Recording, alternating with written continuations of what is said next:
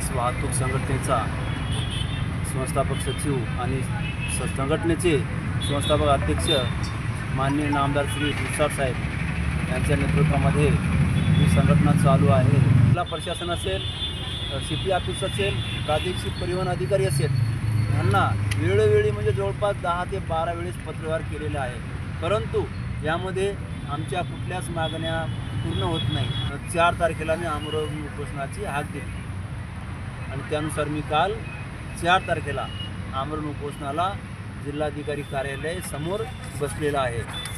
आणि आज रात्री 6 वाजता मला फुलारी साहेबांच्या PA कडनं एक पत्र असं आलं की तुमची जे 10 मागण्या आहेत त्या 10 मागण्यामधून एक मागणी जी आहे गॅस दरवाढ संदर्भात, तर ती आम्ही सॉल्व करू शकत नाही, तो केंद्र सरकारचा विषय आहे, हा विषय तुमचा नाही।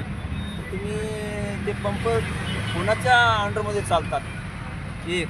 दुसरी गोष्ट, त्यांच्यावर कारवाई करा, त्यांची NOC रद्द करा, लायसन्स जे असेल ते रद्द करा। आणि माझ्या रिक्षा चालकावर एवढं अन्याय का?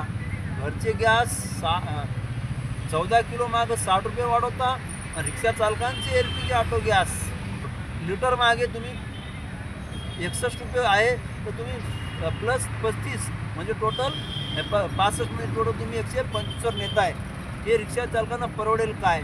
रिक्षा चालवत असताना 500 रुपयाचं गॅस टाकलं असता 600 रुपये बनत नाही साहेब। शिवाय पॅसेंजरला वादाला समोर जावं लागतं पॅसेंजर बरोबर, हे चुकीचं आहे। यासाठी आज जिल्हा पुरवठा अधिकारी फुलारी साहेबांचे PA, मला वाटतं पवार साहेब काहीतरी होते, ते पत्र घेऊन आले होते की आम्हाला सहकार्य करा आणि उपोषण सोडा।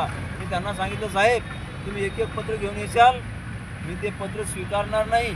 आणि आपण म्हणता की ते आमच्या अंडरमध्ये येत नाही, हे साफ चुकीचं आहे। आपण केंद्र सरकारकडनं पत्र मागवा तुमच्या थ्रू आणि ते आम्हाला संघटनेला सपोर्ट करा। ते पण तुमचं एकच पत्र नाही, आमच्या ज्या 10 मागण्या आहेत, टोटल 10 मागण्याचं पत्र माझ्यासमोर आणून ठेवा। त्यावेळेस त्या मागण्या जर मला योग्य वाटल्या तर मी ते उपोषण सोडणार। माझ्या जीवाचं बरं वाईट झाल्यास जिल्हाधिकारी जबाबदार असाल।